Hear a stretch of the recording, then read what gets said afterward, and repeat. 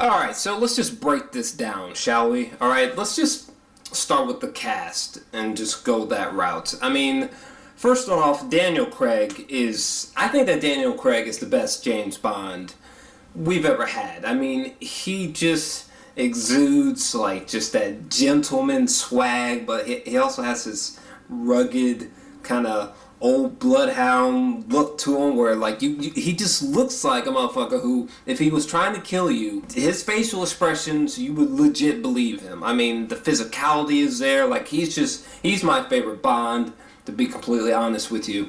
And the opening tracking shot that kind of feels like one take, kind of reminiscent of Birdman. That one take at the very beginning of this movie, I was like, ooh, balls getting tight. It was just a fucking awesome shot. I mean, I felt like the action sequence was sort of going on and on and on by the time we get to the helicopter sequence, but who gives a damn? I mean, it was just a great ride. I mean, the opening to this film was fantastic.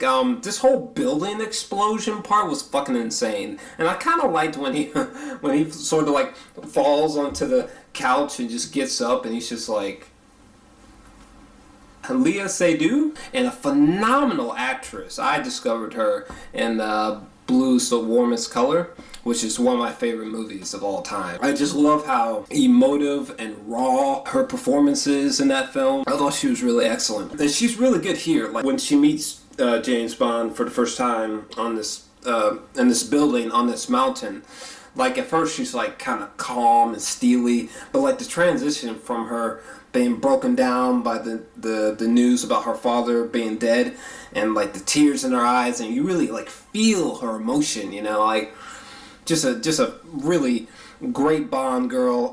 It's so dope that she's a Bond chick. I mean, she's a great actress. And let me see here, Monica Bellucci, she had a standout scene with her and Daniel Craig. I thought they had exceptional chemistry in this sequence. Like, it was a dope scene for sure. I liked it.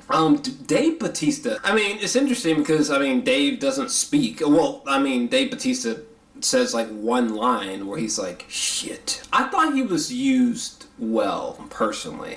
I don't think he should have been used any more or less. I thought that he was cool. I love his introduction with him just snapping the dude's neck. And seriously, when she and Daniel Craig are having this conversation on the train, and there's this great moment where she asks Daniel Craig, like, you know, if you were to stop, you know, if you could you stop doing this? What would you do if you had to stop, you know? And James Bond's sort of like, you know, I never even thought about it.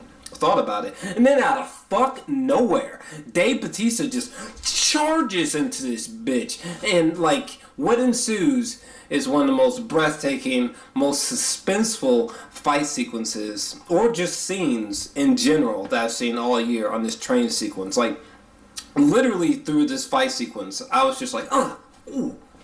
Shit was fucking dope. And then Christoph Waltz, for me personally, his introduction is so spectacular. Like, between him and Javier Bardem, I'm not sure who had the better introduction in a Bond film as a villain, but I almost feel like Javier Bardem's introduction into the Bond series, and I think Christoph Waltz's is teetering, because oh my god, I love the way the sequence looked, how he was in the shadow, how he just barely spoke above a whisper and shit. It was all creepy and mysterious. And then out of nowhere, when he's just like, welcome, James.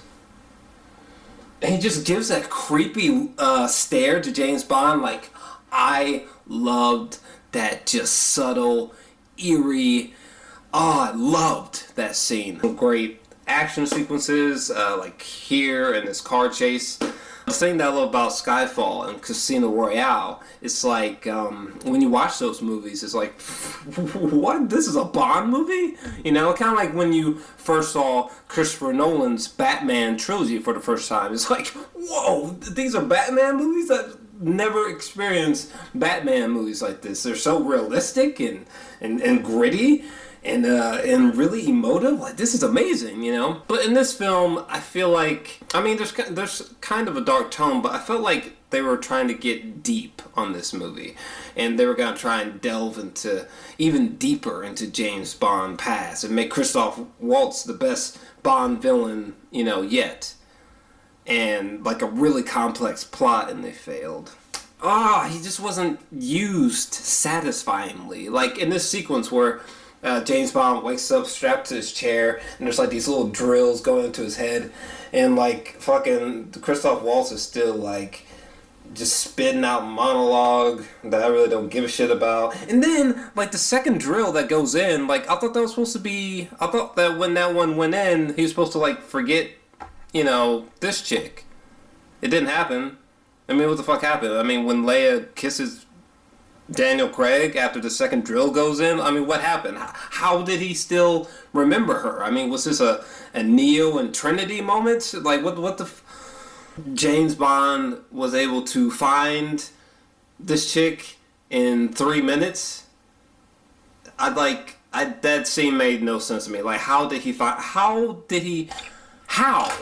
I feel like James Bond and her should have died on some real shit. And then James Bond takes down the helicopter with Christoph Waltz in it with a handgun?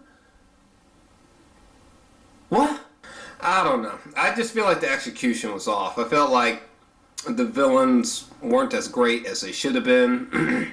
The plot was nowhere near as gritty and complex as I was hoping. And, I mean, I just feel like the action sequences in Casino Royale are better. You know, the plot complexities or emotional beats that they were trying to get to were done better in Skyfall. And I still feel like Javier Bardem is still the best James Bond villain to date. I don't know. I'm done. I was disappointed as a James Bond fan. Personally, I'm feeling like an 8 out of 10. They could have went darker. They could have went more complex. It could have been more emotionally resonating. And I felt like it should have blew Skyfall, Casino Royale out of the water, but it didn't. So, fuck. What'd you guys think of this film? I mean, it's a really good time, but disappointing. What are your thoughts? Let me know your thoughts down below.